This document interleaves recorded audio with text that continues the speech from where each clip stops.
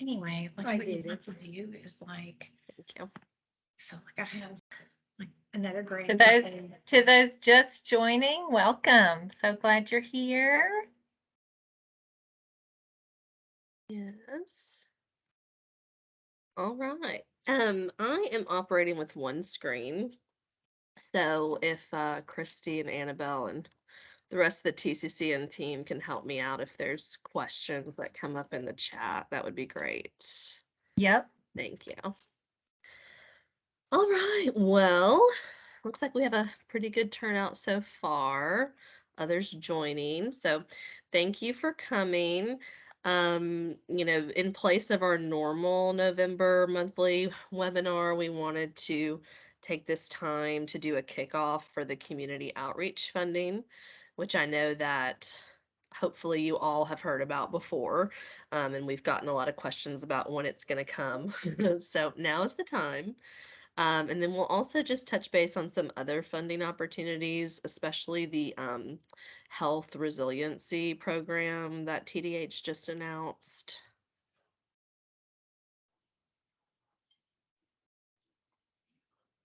Okay, so this is just kind of an overview, and I'll throw this up on the screen later too. But just kind of as a reminder of where we're at and what we're looking at. As far as funding for our members, we have funding that's coming directly through TCCN, and then we also have funding that's coming from other sources. So those highlighted in like the seafoam color are upcoming. So we're going to talk about community outreach today. That's an upcoming funding opportunity through TCCN. We've already received the funding from the state. Well, we've received the contract. The funding will be reimbursement based, but we've received that award from the state, and then the applications to you all are going to be available now. And then as far as other external funding, we're also going to be discussing HRP today. I know everyone loves acronyms, but that is the Health Resiliency Program through TDH. So if you are unfamiliar with it, that's okay. We're going to talk about it at the end today. There's also an ARC funding opportunity. That's the Appalachian Regional Council. There's a little asterisk there because only certain members are eligible based on the counties they serve. So that's just another ongoing funding opportunity. TCCN is currently applying for it on behalf of some members. If you're in the group that's eligible, you already know about it. And then as far as other upcoming funding, we know that the safety net will be releasing some new funds aimed at quality and potentially quality incentives. Don't think we have a firm timeline on that yet. Don't know if Christy wants to say anything about that right now, or we can hold it for later. Yeah. Yeah, thanks. I'll just say that, I'd encourage you all to attend the safety net call tomorrow. The department will say a little bit more about it, but they have talked with us and TPCA, and really the intent is to, we talked about doing an assessment. They're interested in seeing a quality plan, and then, your ability to use some of the funds to then begin to, work on that quality plan and implement it. So it is some of the safety net funds that have been carried forward for a few years. They really want to do, sort of a larger upfront investment in quality. And then the intent is that, in the subsequent years, there'll continue to be some safety net quality funding. It won't be at the same level that it will be this first year because they've got this sort of bucket of funding that's carry forward. So, it sounds really, they want to design it so that it really is able to support you where you are at your clinic, and that it's not just like a cookie cutter approach that everybody has to fit into. So it sounds like there's going to be a lot of flexibility and that it's, really meant to be responsive to your clinic's needs. So more to come. And then, we're going to have our quality kickoff this week as well. So after the department talks about it tomorrow, we can dive a little deeper into it and that call on Wednesday. Great. Thanks, Christy. As far as other funding, right now we've been assisting with the Sustento funding. That is coming to a close soon. That will be ending at the end of December. Um, and then other funding from TCCN that's ongoing would be the Tennessee Department of Health Community Health Worker funding. That will be ending in June of 2023. And disparities, of course, we're in the thick of that right now. And that will be ending May of 2023. But the state is requesting a no cost extension. So we will keep you all posted on that. If you're a current recipient of disparities funding, there may be the opportunity to, it would be an extension of the contract. The funding level is the same, but it would give you and us more time to spend the funds that we have. AmeriCares is kind of both. So, um, AmeriCare's year two, if you participated in that by completing the survey, we still owe you one final payment. We're just waiting on AmeriCares to give us the final list of clinics from Tennessee that responded. So for most, that one will be closing soon. There was a year three opportunity, but it was the eligibility was a lot more limited. So only 4 of our members are able to participate in that right now. Again, you know who you are if you're participating in AmeriCares. But this is just kind of an overall picture of what we have right now, what's ending soon, and what's coming up. So, any questions about that before we get into community outreach?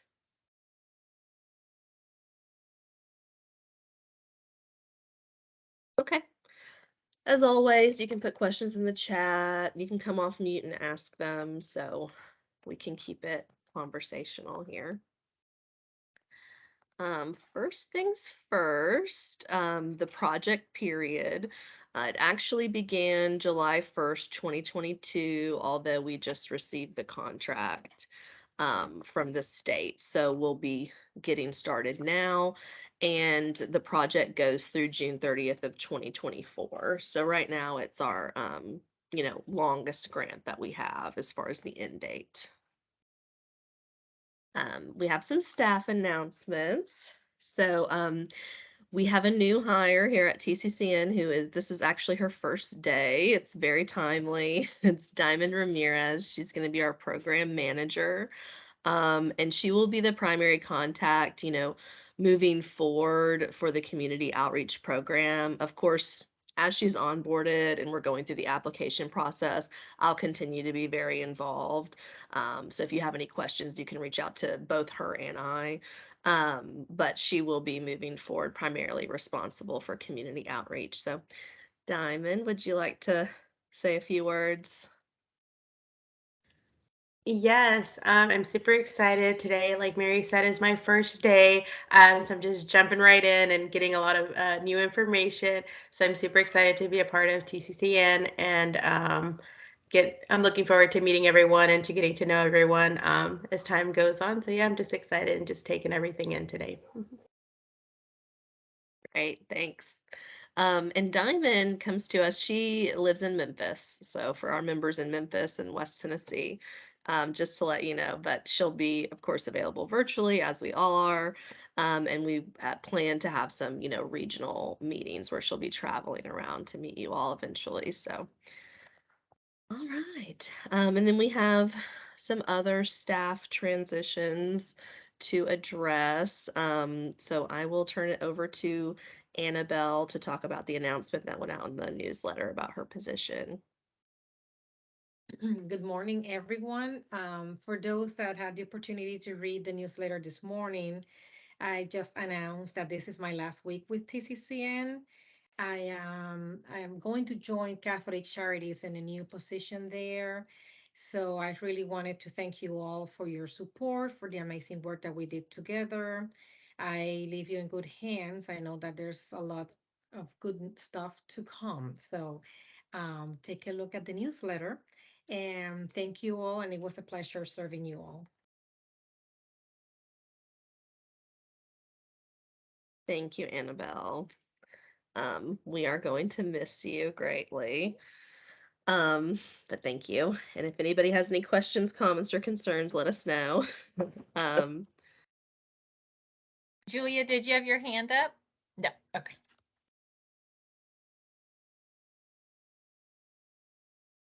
no.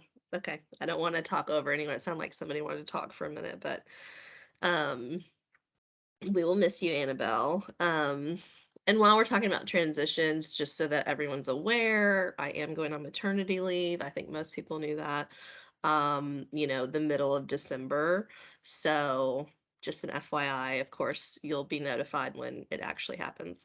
But that's the projected timeline. So this month before I go on maternity leave, we'll be onboarding Diamond so that she can really be handling some things related to programs while I'm out. So got a lot going on here at TCCN.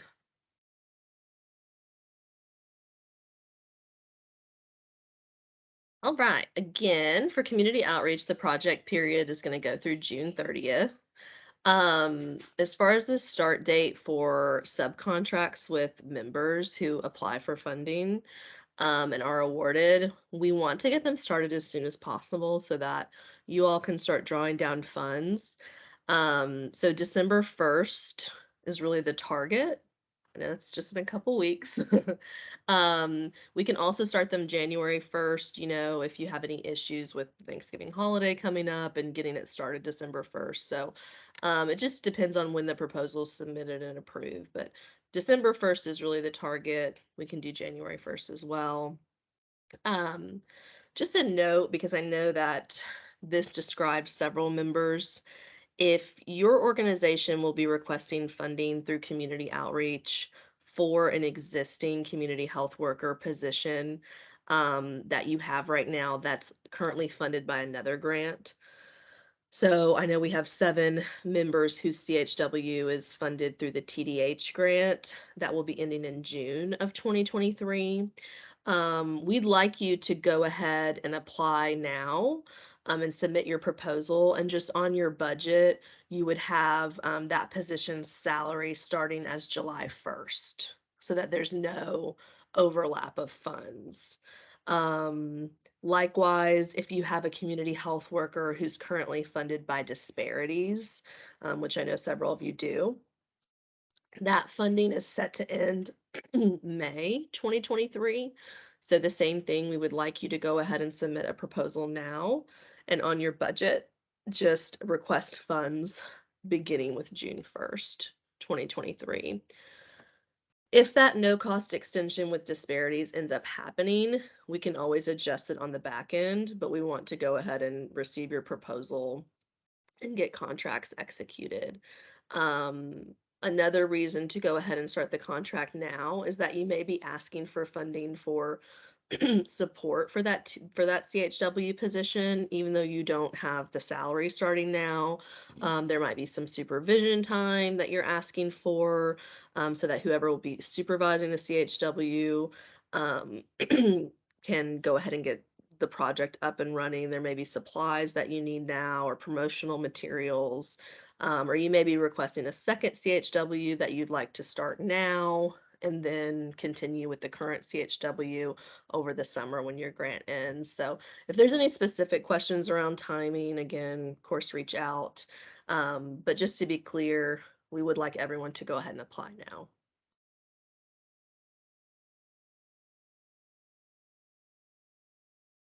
This is the description of activities in our contract. So these are coming straight from the Department of Health.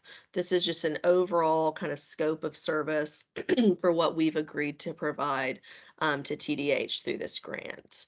So we will be using grant funds to implement community engagement strategies to promote COVID-19 vaccination efforts. So that includes increasing vaccine confidence through outreach, education, and partnerships, enhancing and amplifying messaging to promote COVID-19 vaccination, using translation services as needed. We'll also be addressing vaccine education efforts to include addressing possible misinformation, again, increasing vaccine confidence and uptake, including racial and ethnic minority groups, and we'll be developing and implementing community engagement strategies to promote COVID-19 vaccinations.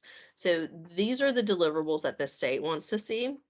And then TCCN's proposal in order to accomplish these was to use, and I'm just going to skip ahead a couple, we'll go back to these, I promise. So our proposal was to use the community health worker model in order to accomplish that. So that's why this funding that we're implementing is really focused on the community health worker positions based on the previous grants that we've received to fund community health workers. We know that it's a model that works, especially when we're talking about changing people's attitudes and working with people to, overcome barriers. So this is straight from our proposal to the state, which was approved. We proposed that our sub-awardees, so our members who apply for funding and receive it, will receive funding support in the form of subawards in order to recruit, hire, and train community health workers. And we wrote the proposal around the implementation of a campaign that we have dubbed Healthy People Make Healthy Choices. We'll go over the specific deliverables under that campaign and activities, but an overview is that it will involve face-to-face, group, and virtual social gatherings to encourage vaccine uptake and promote healthy lifestyle choices. So the funding is very clear. The funding is specific. The focus of the funding is COVID-19, increasing vaccination confidence and vaccine uptake. But the state has also given us guidance that other vaccine confidence is also of interest to them. So they'd like to see just vaccine confidence in general being addressed. And then what we wrote into our proposal also addressed healthy lifestyle choices that, mitigate the more severe effects of COVID-19 infection. So these activities can be included in your community health workers activities as well. So when we talk about promoting healthy lifestyle choices, that includes nutrition counseling, prevention and management of chronic disease, resilience, and other prevention strategies related to chronic disease. So that's just an overview from our proposal. I am going to go back now, so to look at the counties. So as far as when we talk about, so the healthy people make healthy choices, that's kind of the how, and then where we're going to be focusing efforts. We wrote in our proposal that we would focus on counties with the highest level of vaccine hesitancy, since the primary objective of the funding is to increase vaccine confidence.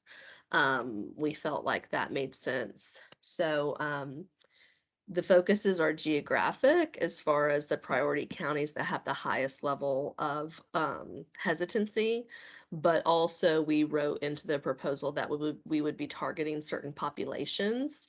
And we'll get to that in just a minute. So just because the counties you serve don't necessarily have the highest priority as far as vaccine hesitancy, if you're targeting one of the priority populations, that's another way to be eligible for the funding. So it's not either or, it can be and or both. Does anyone else want to jump in? Okay, I heard a little throat clearing, so I wasn't sure. And so and I showed this in a presentation last month if you were on that presentation, and we can make this available, but this is just CDC data around the percentage of residents who would be unsure or hesitant to receive the vaccine. To give you an idea, the national average is 19%. So, so Macon County would have the highest hesitancy rate in the state.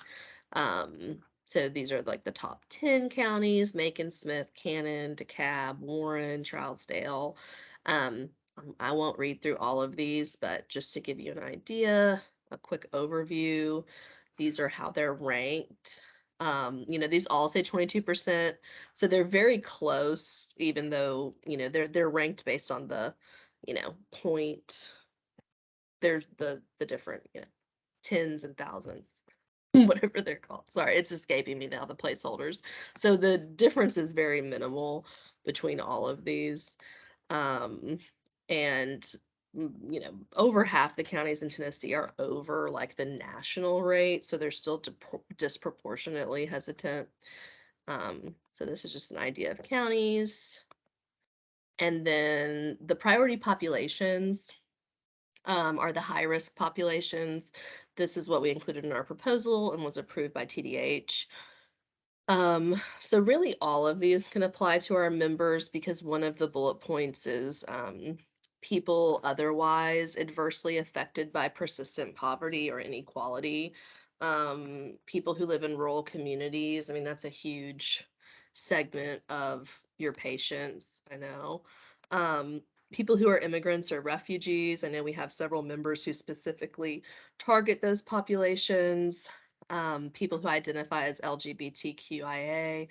We have a member who specifically targets that population, and then other ethnic and religious minorities. So really just emphasizing whether you're in a priority county and you serve a priority population, or whether you serve one or the other, will be helpful in your application.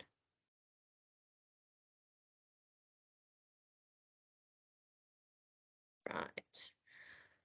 So, as far as healthy people make healthy choices, to give you an overview of what participating in that looks like. So to be clear, these would be the activities that would be expected of your community health worker funded by this funding. Weekly, we would be expecting the community health workers to attend or host a community event. That's on par with what the current community health workers funded through the TDH grant are expected to do. And we'll go over more details on the next slide of what that looks like. Quarterly, there are workshops or focus groups. So that would be one workshop quarterly with at least 5 participants. Also quarterly would be structured interviews. So that's 4 one-on-one interviews per quarter. Continuously would be identifying vaccine ambassadors. There's no set number there. It's just an ongoing activity. And we'll talk about what that means in more detail in a second. And then as far as social media, we're looking for 1 post per week. And then promotional materials that are culturally and linguistically appropriate, that's just as needed. So we would expect probably a lot at the beginning of the program, and then just as things go on and you get feedback from working with patients through the workshops and focus groups, you may redesign your promotional materials or need to order more. So that is really just as needed. So attending or hosting community events. Again, this is weekly. Examples would be health fairs, resource fairs, the CHW attending a county health council meeting, city council meeting, planning groups, really just any getting out into the community, any relevant group, and sharing information about the services that your clinic provides, about COVID-19 and other vaccines. And in order, the measurable for this would be utilizing sign-in sheets to track consumer interactions while at the events. If it's more like attending a meeting, then it would just be, reporting on how many people also attended or picked up promotional materials.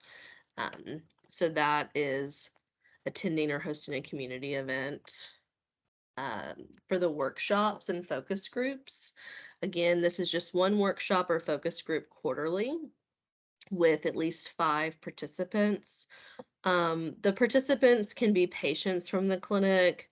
They can also be just people from the community that you've met at other outreach events. So they don't have to be a patient at the clinic. And here's some more details. So during the first half of each workshop, target questions will focus on participants' attitudes, beliefs, and behaviors regarding COVID-19 vaccine uptake and hesitancy. And then during the second half of the workshop, the community health worker will address like any of the inaccuracies or misinformation that came up during the discussion. And then the feedback from all the sessions will be recorded and de-identified. The data will be coded and analyzed for relevant trends. That sounds really fancy. It's basically just looking at the outcomes, seeing where the trends are, and then those findings can be used to further inform programming moving forward. And also in the development of culturally and linguistically appropriate materials. And Tariq, if you want to jump in anywhere, just feel free as I'm going through this. Will do. Okay, thanks. Structured interviews. This is another quarterly deliverable, but we are asking for 4 interviews per quarter. So, just an average of 1 a month and then another one in there somewhere in that quarter. These interviews, we propose to use the Connor-Davidson Resilience Scale.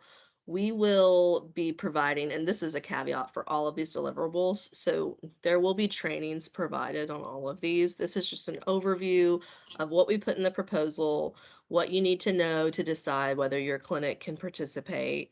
So more specific trainings will be coming. That's a big part of what Diamond's role will be with this program, is training the community health workers hired. So your clinic will not be solely responsible for training the community health workers on these activities. We will be doing that piece. But again, this is just an overview. The CD risk assesses the ability to cope with and handle stress, and it measures some other qualities. And the idea is that the CHWs will conduct 4 interviews per quarter, and we would anticipate that 50% of the participants will indicate either the intention to or the capacity to change their behavior. That behavior being either related to the healthy lifestyle choices that the CHWs are promoting through the campaign, or behaviors such as receiving vaccinations. Let me jump in right there with you, Mary, because we're using a lot of shop talk, and I don't want to clear this up for everybody. Thank So you. listen, no problem. So we loaded heavy on the front end, everybody, because we do need to kind of get at this kind of attitudes, beliefs, and behaviors. We're kind of get at notions of medical mistrust and all of these abstract terms. So what we did was we loaded in the Connor-Davidson Resilience Scale. It's an interesting 17 question questionnaire, and it just asks about feelings and attitudes towards approaching different circumstances. It's a light lift. We will aggregate all of the data and everything on the back end, but it's a useful tool that we can kind of roll out here that gets us a little deeper into moving the needle with people's actual attitudes and beliefs and behaviors. So outreach education, a lot of that stuff is about posting signage and social media posts and things like that. So outreach is about dissemination of information, but getting into behavior change and attitude change kind of takes us another step toward another step forward. So what we wanted to do here, there's a lot of wiggle room in this too, so I don't want anybody to be nervous.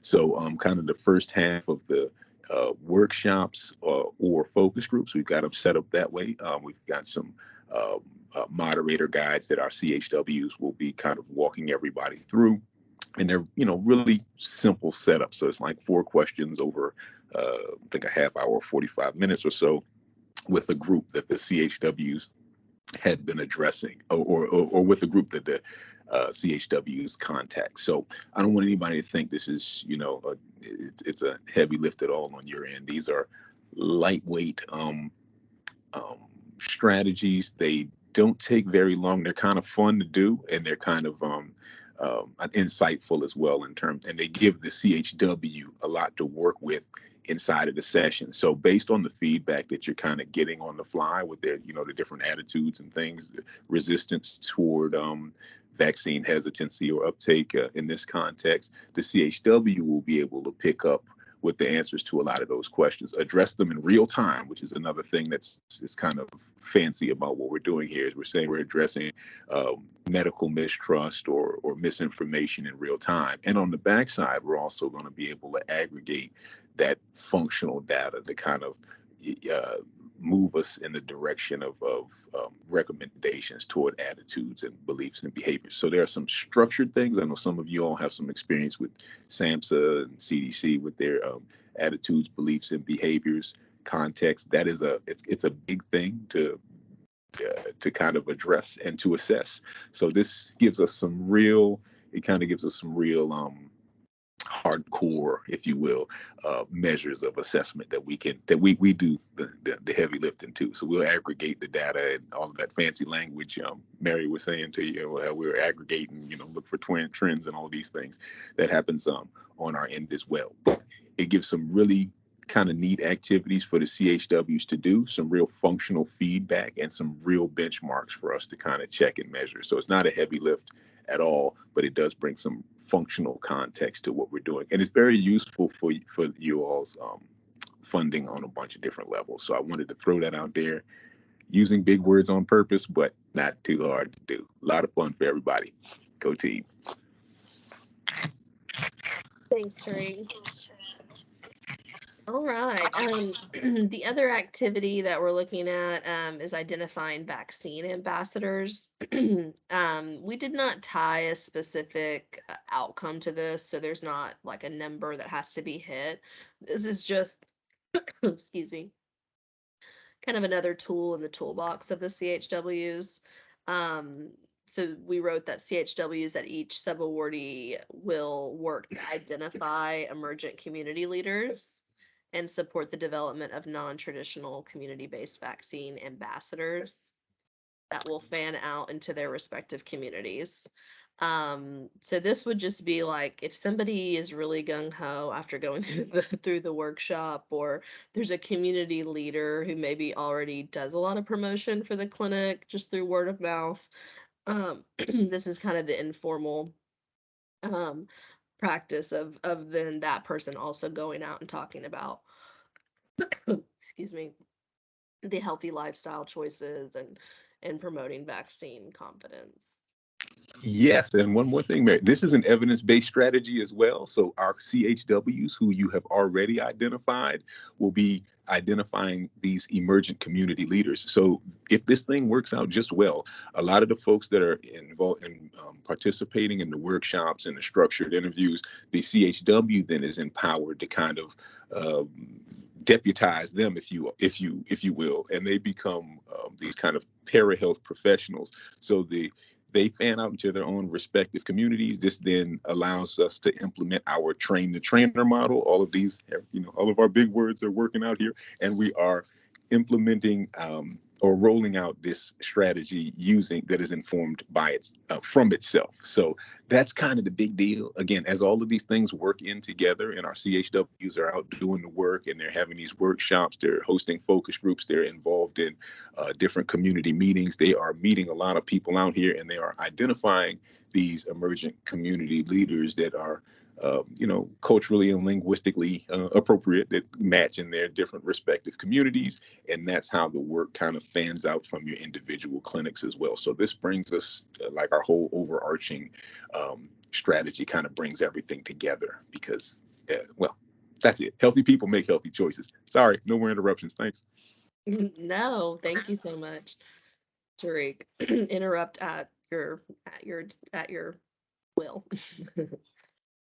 Okay, the last two are very straightforward. It's just the social media component.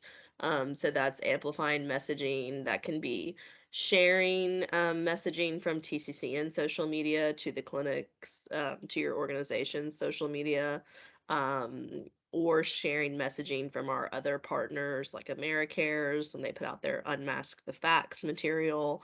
So that's social media. So the measurement is just the number of impressions or the audience. And then promotional materials, again, that's just as needed.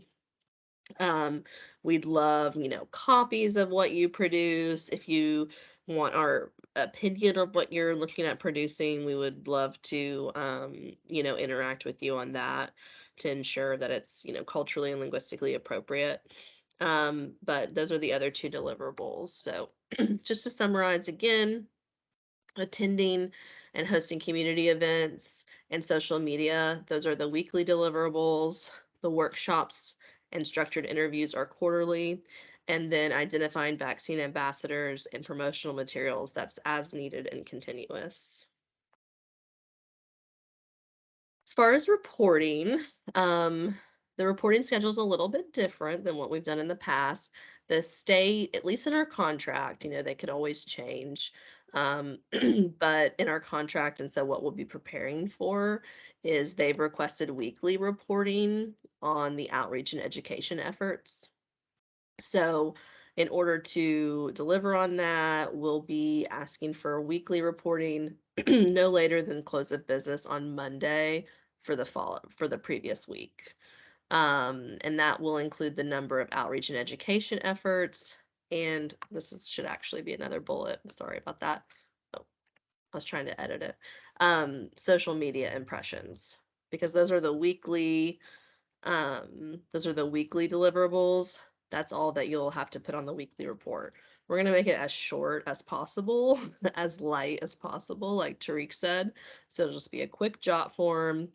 How many outreach or education events did the CHW attend that week? It has to be at least one, maybe more than one. Report on that. Just a quick report out on, how many people were there, or how many people they interacted with, and then the social media reach for that week. There will be the opportunity in that weekly report to also report on any promotional materials that were developed or vaccine ambassadors that were recruited, if that happened to happen that week. So that's as far as weekly. And then for quarterly reporting, we'll just be asking for the information about the quarterly deliverables. So that would be the workshop and focus groups and the structured interviews. So in addition to that, the only monthly reporting is just the invoice for your expenses, and that's going to operate like any other grant that we've rolled out here. So its costs will be reimbursed, and the monthly invoices are due on or before the 5th of each month. So we'll receive your invoice, process it, so make sure that it matches your budget, that we've received all the supporting documentation that we need, and then we submit one invoice to TDH requesting reimbursement for all of the members and TCCN's expenses. And then once we receive reimbursement from the state, then we issue payment to the sub-awardees. So if you're currently on disparities, it will operate the same way. As always, we hope that the turnaround process on invoices will improve, and that there won't be, a long wait, but that's how it'll operate. Any questions or concerns about the reporting for the activities?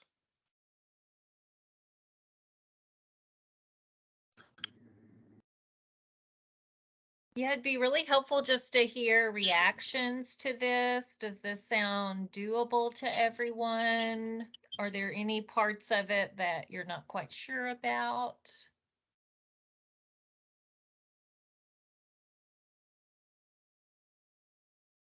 I think it seems doable. This is Amy from Healing Hands. Hey, Amy. I will say sometimes on your social media post, you keep getting impressions much longer than a week. I will say that might cut in a little bit on that, but otherwise I think it looks really doable. Yeah, great point. And to that, we're not stuck on that first measure. So our weekly reports will, hopefully we'll capture what we can, but we understand they'll be running. So we will have a great way to capture all of the runovers too.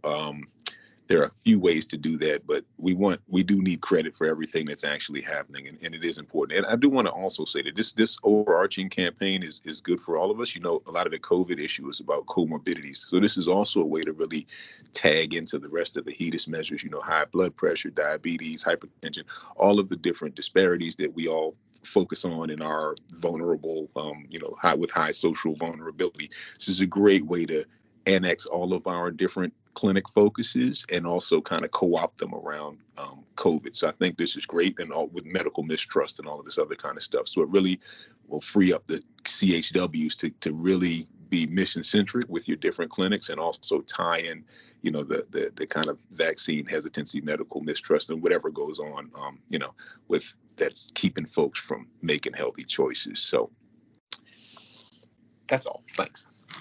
Yeah, and just to build on that, I think one of the reasons we started with the overview of the different funding is because we want you to be thinking about this in total. So, you're going to have activities under this specific grant. And Mary, in a moment, Kelly's got a question. Can these activities overlap with the existing CHW activities? And then we know that, the quality funding is going to come out. So we want you to be thinking as much as possible about how all of these can really build on one another and support the other work that you're going to be doing. And to the overlap question, generally, yes, there will be, we expect there will be some overlap. We just need to work really closely with you to make sure that we're reporting it in the right places. So we understand that there'll be complementary work to CHWs with all of these different grants. So we expect that, and we'll just be very careful about making sure that we have the right checks in the right places. Thanks, I Therese. appreciate how it's been laid out today with the presentation. Seems straightforward, and I would agree that it appears to be doable. Great. Thanks, Julia. Just to reassure everyone as well, Diamond comes from working on a grant that also required weekly reporting. So she has a lot of experience with that, and I'm confident that we'll be able to turn it around. Based on, again, the weekly reporting is going to be pretty minimal. So hopefully it'll be, just a light lift to go in every week. And sometimes it's easier to report every week rather than keeping track of things all month and then going in, because it's fresher on minds, and that way we don't miss things as well. So great. And of course the slides will be available to everyone to continue to go through. So, and we'll make the recording available too. Mary, do we have a CHW template job description, or? We do, and we can share that. We do from the community health worker grant, so we can share those as well. Thank you. Mary, Joel has a question about the weekly reporting. If that could be reassessed for bi-weekly, especially for smaller clinics, but the weekly reporting is determined by the Tennessee Department of Health. Yeah, we really don't have wiggle room there. And it's in our contract that they'd like weekly reporting on outreach and education efforts. So we have to report by Wednesday at 4 p.m. Central Time. So that's why we have the deadline of Monday, close of business for you all. That way we have Tuesday and Wednesday to follow up in case anyone missed reporting or there's questions. If an extra day would be really valuable, we can talk about that too. If Tuesday would be better for your clinic, for example, as long as we're sure that it's in on Tuesday, so we still have some time on Wednesday. Right, and we should be able to work with them on figuring out how to meet that mark. We can work with them. Yes, but that part is out of our control. Oh, absolutely. No. We have to. No. We have to repeat. Question. We have to repeat weekly. Yes, we have to report Yeah. weekly, but we can figure out a way to make it easy for him to Definitely meet the mark. Was my point. Yeah, absolutely. I'm sorry. Definitely. We make it do it on the phone with them or something. We can figure it out. It's a And good these question. These will be cookie cutter too. We'll have a template and you can just kind of plug and play. You just be updating your numbers from last week, but we do need to report. So we'll figure out a way to do it. Okay.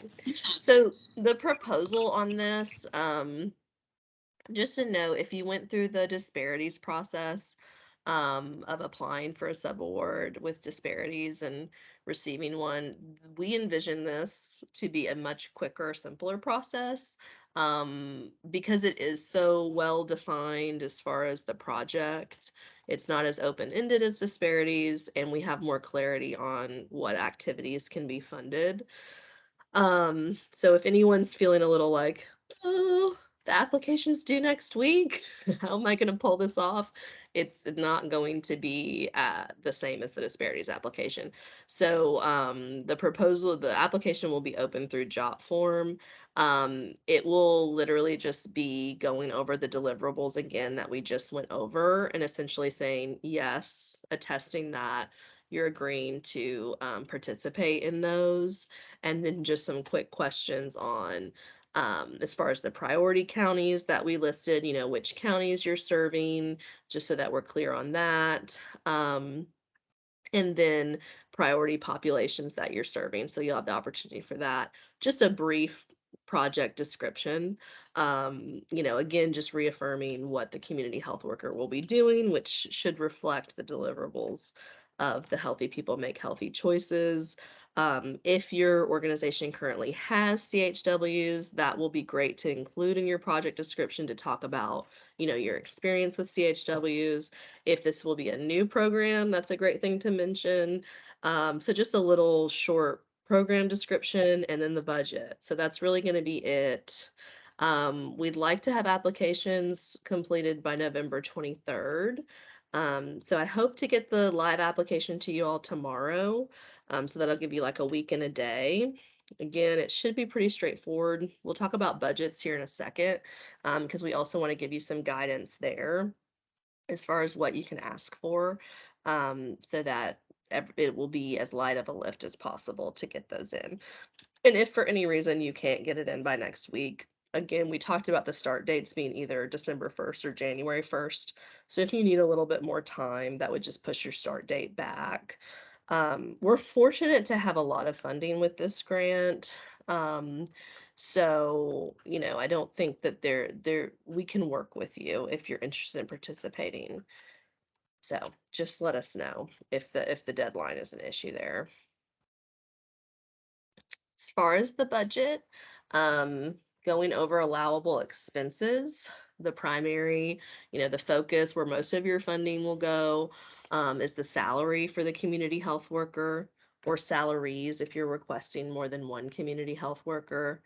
To give you an idea, if you don't have current community health workers, or if you do, just to give you an update. And this is with the caveat that we understand that we're in diverse communities with varying costs of living. But Tennessee as a whole, the hourly wage for a CHW is currently around $24 an hour. Of course, some of those on the higher end may be employed by larger hospital chains or in urban areas. So this is not an edict saying that the salary you propose has to match that. That's just for your information. Probably our recommended range would be between $20 and $25 per hour. Again, you'll have to take into consideration the pay scale at your clinic. We're not saying it has to be that much, but we have the funding to, make it happen. So that's kind of what we would be recommending as just an industry standard. Your organization may request one or two community health workers. If you request two, just in your project description, justify the need for more than one. So if, for example, you currently have one community health worker and, there's more demand than they can keep up with, that's a great thing to mention. That's why you need two. Or if you are serving a large population. So just justify in the description why you would be requesting two.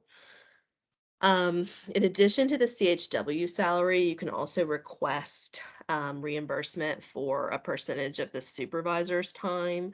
So whoever will be supervising the CHW or the CHWs, the percentage of time that you estimate they'll use on those supervision activities, you can request that in the budget. Um, we want you to request travel and conference as well. Conference attendance, we're just in the planning stages of our conference for next year, but a general rule of thumb to make sure that we have, plenty of money in the budget, because we may have to restructure some of the ways that we bill for conferences, would be $1,000 per attendee. That's for the TCCN annual conference. We want all the community health workers there. Mileage for travel to events like conferences, but also community events. So we want them out there in the community, attending events. So of course their mileage needs to be reimbursed through the grant. And we can also request some travel reimbursement for participants. Notice I'm not using the word incentives because there's been some just different guidance coming from the department about incentives and kind of some sensitivity to incentives, and making sure that if we do put anything about incentives in the grant that it's evidence-based. But as we seek additional clarity on that, we feel confident that you can go ahead and request some travel reimbursement for participants. So whether that looks like bus pass or paying for, an Uber ride, things like that for participants to come to workshops and interviews. Um, keep that in mind for your budget. And then as always, supplies needed for the staff that are budgeted to the grant. So laptops, if they need like portable printers or scanners for when they're working out in the community, those can be included in the budget. And then printing for the promotional materials. This is not an all-inclusive list, so the last bullet point is just asking you to think about what else would you need to hire and train a CHW. Just some ideas. We've had current CHW grantees ask for funding for their CHW if they're bilingual to receive like an official medical interpreting certification. So I think that's a great idea. It plays into being culturally and linguistically appropriate. It's obviously a benefit to the patients and the clients and the community health worker.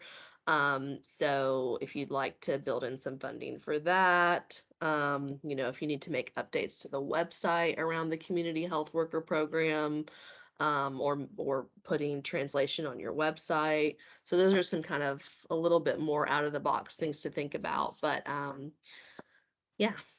And if anybody else from TCCN has ideas that I'm leaving out here.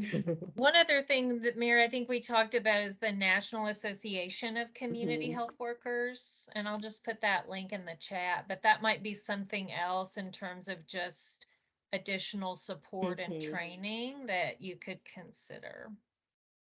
Thanks, Christy. Okay, so we're open to ideas, if you have an idea for something else that your CHW would need. Again, it's just about tying it back to the deliverables of the grant. So, but I hope that's helpful as you're looking at your budget. Any questions about the budget or the proposal before we move on? Because this was really kind of wrapping up community outreach, and then we were going to move on to the health resiliency program.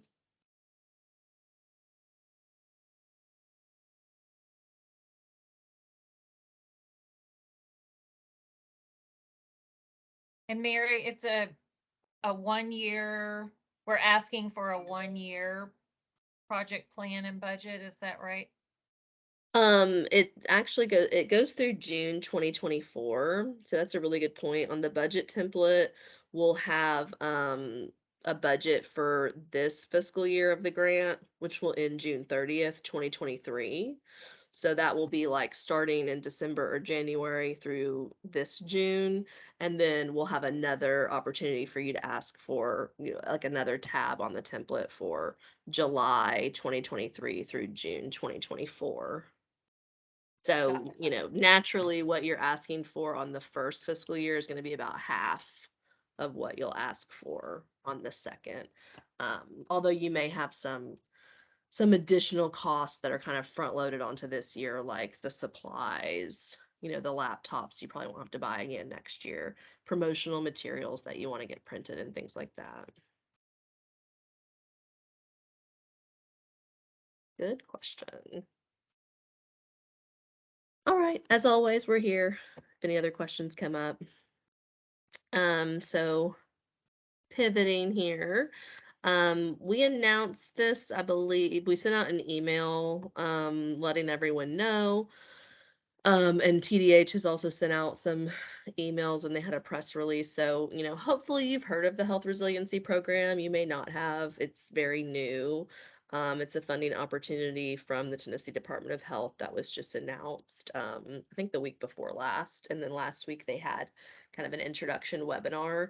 That webinar from TDH will be available.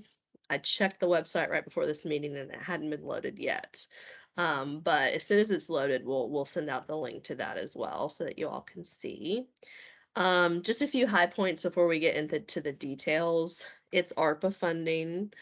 Subawards are not allowed in the sense that TCCN will not be able to like apply for a chunk of funding and then make subawards to members like we're doing with community outreach right now, like we did with disparities. Unfortunately, that structure is not going to be allowed under this funding opportunity, but we still really want to encourage you to apply for it.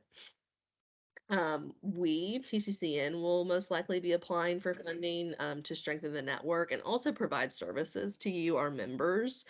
So there will be some collective benefit, definitely, if we receive this funding for TCCN. We just won't be able to pass through the actual funding. So that's why we would encourage you to also make your own applications. This is not my slide. So this is taken from some limited slides that we received from the state. Again, we haven't received the full presentation or recording yet. But as you start looking at the healthcare resiliency program, there are two parts.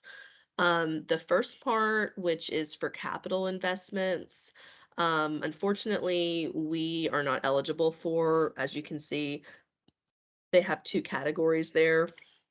Most of the money is set aside for acute care hospitals.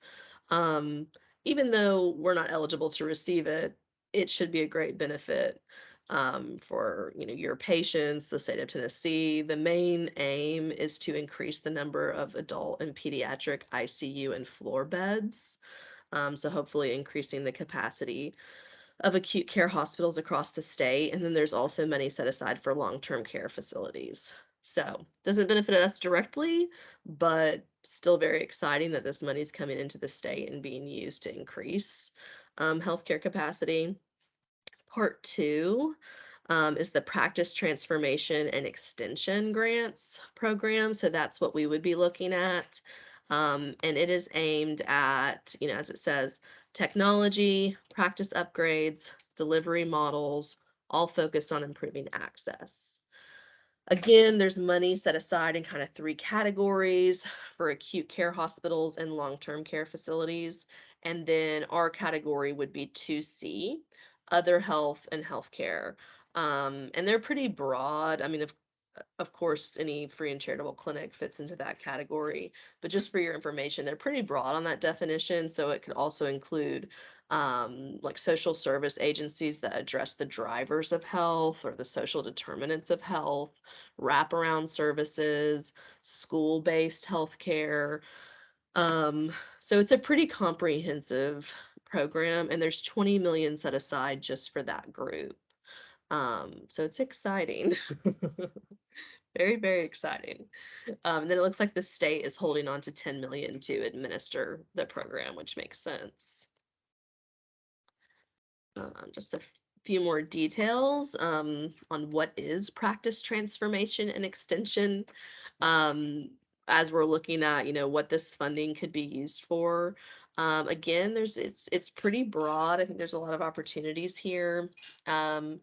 Projects that help Tennessee health and healthcare providers deliver integrated, high quality, comprehensive prevention, public health, and treatment services for vulnerable populations. It's through the Office of Innovation. So, they encourage innovative projects, novel partnerships that address, again, the driver of health outcomes, those social determinants of health, and increase access to services for underserved communities. Some of the bullet points there: alternative care delivery models, co-location of services, social service linkage, housing and health partnerships, technology investments. In the presentation that the state gave on Thursday, they have more bullet point examples, but implementing an electronic health record was included. So if your clinic does not currently have an electronic health record, that would fit really nicely with this. If you do have an electronic health record, but it's not working for you and giving you what you need, maybe you currently have a free version, you could investigate upgrading your system, or maybe hiring a consultant to help you with that. That would fall under this grant. I think Tariq had some good ideas. I don't want to call anybody out, but I think Tariq and Christy had some other good ideas too, on what the funding could be used for. If anybody wants to just shout those out, or if any of you have any ideas that you've thought of, that you want to share, I think that could be really helpful for the rest of the group.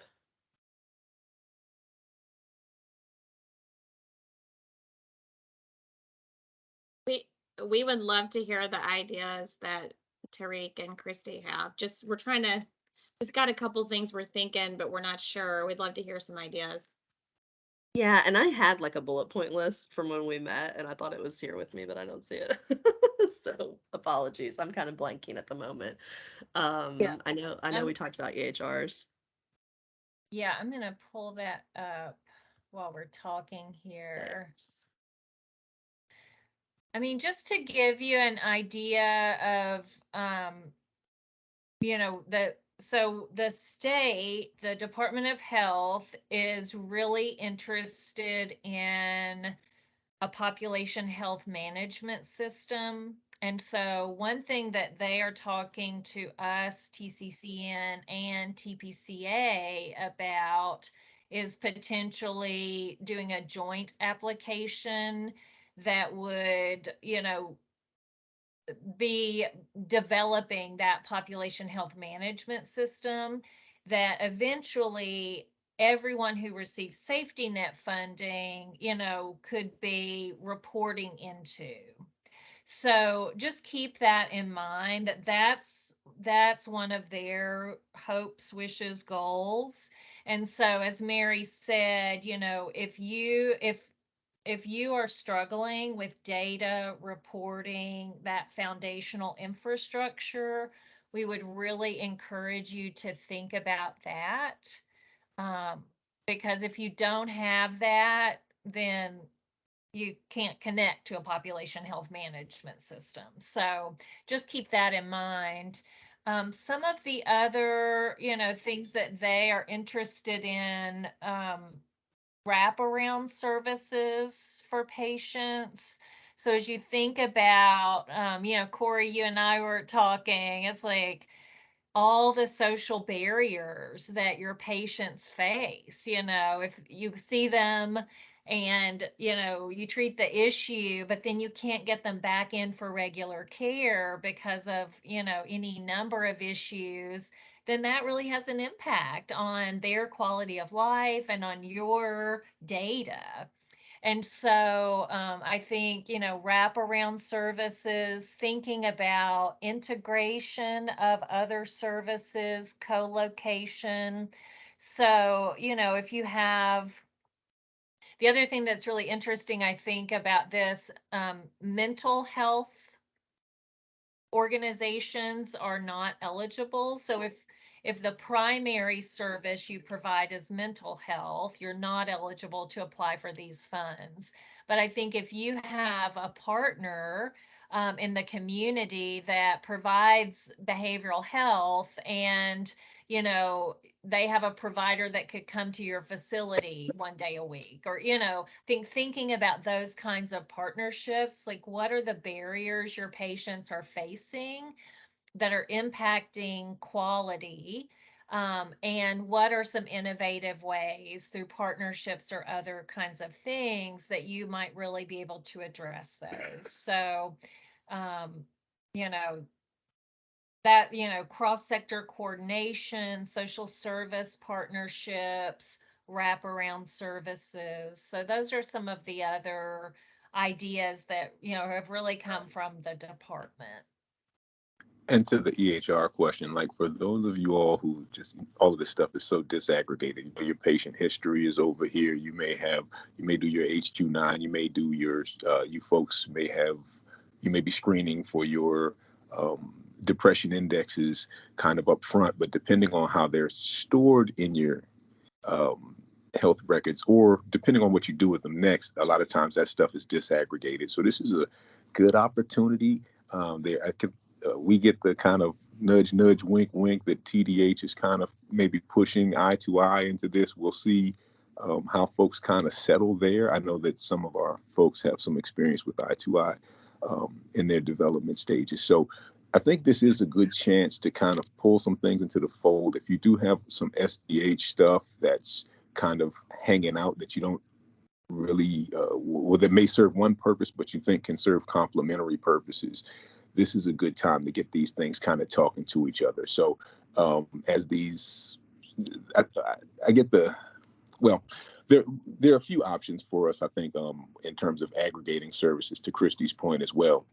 So this is a good kind of, again, big umbrella point to push where you're bringing your things in together. However, there is a big EHR push on this. So I know we're all at different levels on where our health records are, but it's a great time to kind of pull together disaggregated data that's pulls the social determinants of health stuff along with patient history into your clinical assessments. So I know it's hard to do a lot of times, especially in smaller shops. So this is an opportunity to kind of start pulling that stuff together. So it's worth looking at. Put a couple things in the chat because they were coming to me as we started talking about this more. We talked about telehealth, so if that's a need around your clinic, whether that's upgrading the technology, a telehealth platform, that may fit here. When we were speaking about telehealth together and talking about some of the barriers, and whether you all would be interested in expanding telehealth depending on your patient experience and how telehealth has gone for you so far. The Maven project came up.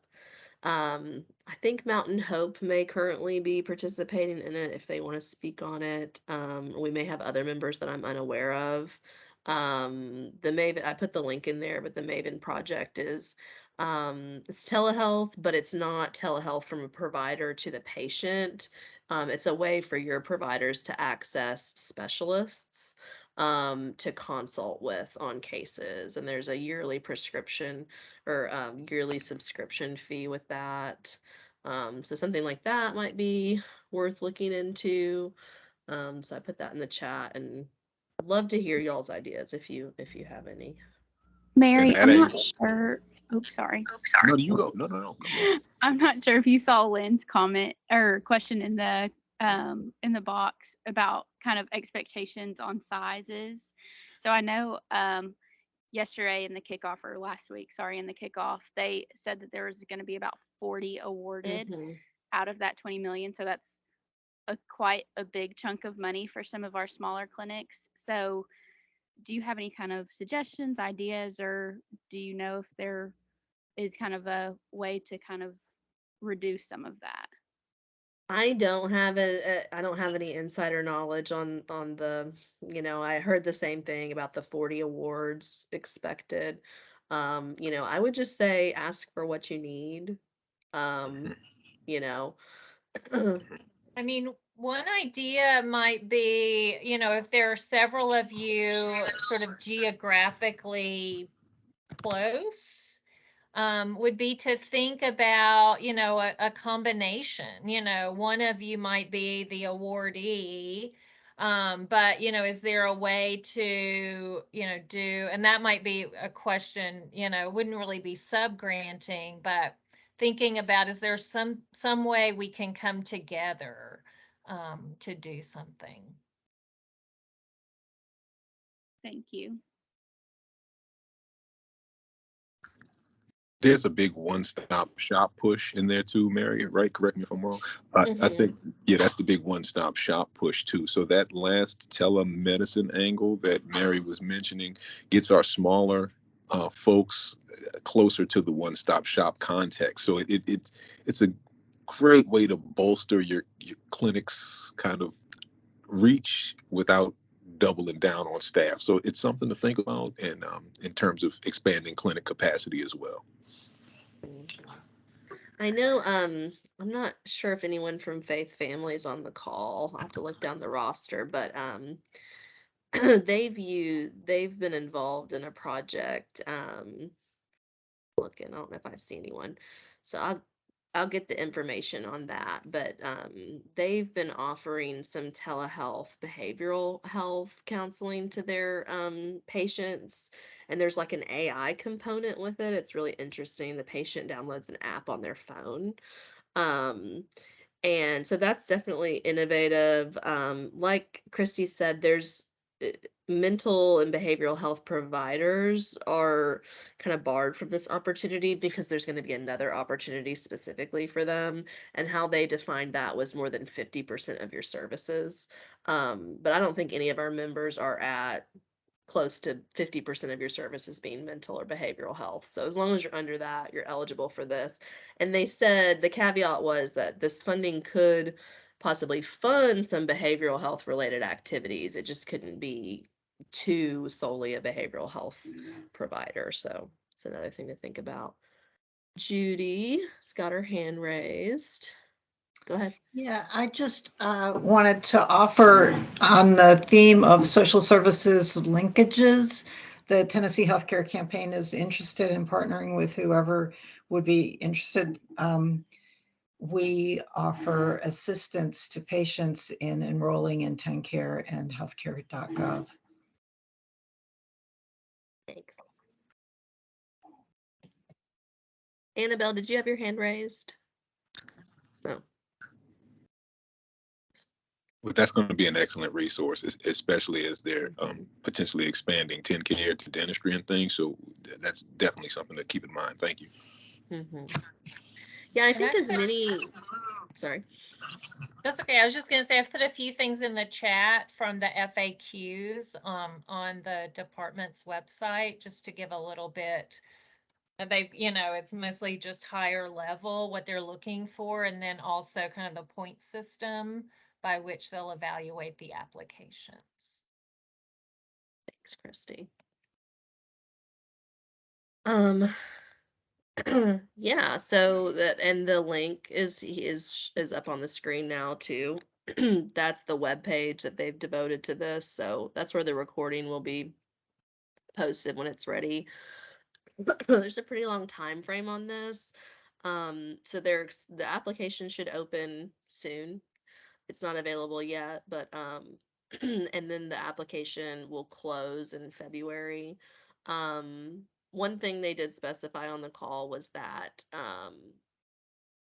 they won't be making awards won't be made on a rolling basis. So essentially, if you need to take the time till February to put your application together, take the time to make a strong application. There doesn't seem to be an advantage to, getting in first. So award announcements will be made in March. Funds have to be obligated by the end of calendar year 24 and spent by 26. So this is a pretty long, grant too. So that's always good news. The other thing you all might want to think about, especially if you have a good relationship with your hospital, would just be, having a call with them. Most of this money is targeted for hospitals. And so I think as you think about innovative partnerships, is there something you've really been wanting to do with your hospital, or that if you just had some money you could do with them? It might be worth just talking to them to say, like, what are you all applying for? And, how might we partner? Either, can you write us into your grant, or how might we partner if we're going to make our own application? So I think that might be a smart call to make if you, again, if you've either got a good relationship or wanting to have a closer partnership with your hospital. Excellent. Yeah, I think as many partnerships as you can highlight, with other TCCN members, with organizations like THCC that provide those social linkages with your hospital, is going to strengthen your application. So increase your impact. So great. I don't want to cut anyone off. Looks like Julia's got her hand Oh, up. great. Yes, Oh, you muted yourself, Julia. thank you.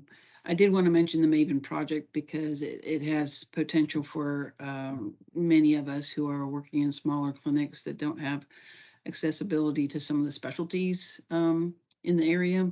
And the Maven project is a group of volunteers that serve nationwide, and they put together educational programs on various specialties, such as diabetes, the endocrinology altogether, cardiology, rheumatology, dermatology, and they have different presentations that they can do for your staff if they're looking for particular specific topics, or you can join a larger group with some other things. They archive those talks so you have access to that.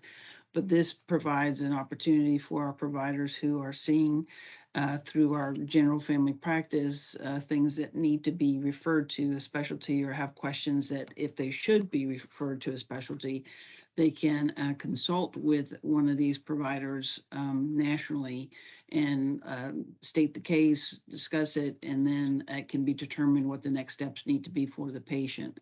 So it's been a valuable service. And if you're looking for funding for that program, it's around the $6,000 mark, a little bit higher than that for a year subscription to it. But it's been very beneficial for providers who don't know what's going to come through the door, and then when they see it, it's a question mark. What should be done next? What can I do here? What do I need to do with somebody else? So it's been positive. So patients get access to some knowledge that is imparted to our providers, and things are remedied in a much nicer way. Great. Thank you for that insight, Julia. You're welcome. Sounds like a great program.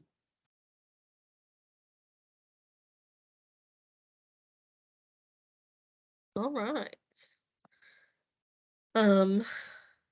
Yeah, I'm not sure that we need to spend a lot of time on this, but this is just the funding overview again, just to kind of cap things off. And then if you have questions, you can ask them now. You can reach out to, so that's Diamond's contact there. Again, it's her first day, so if you reach out to her, copy me, please, so that we can work on it together. As always, grants at TCCN Network is another inbox you can use. That's a great way to make sure everybody sees it.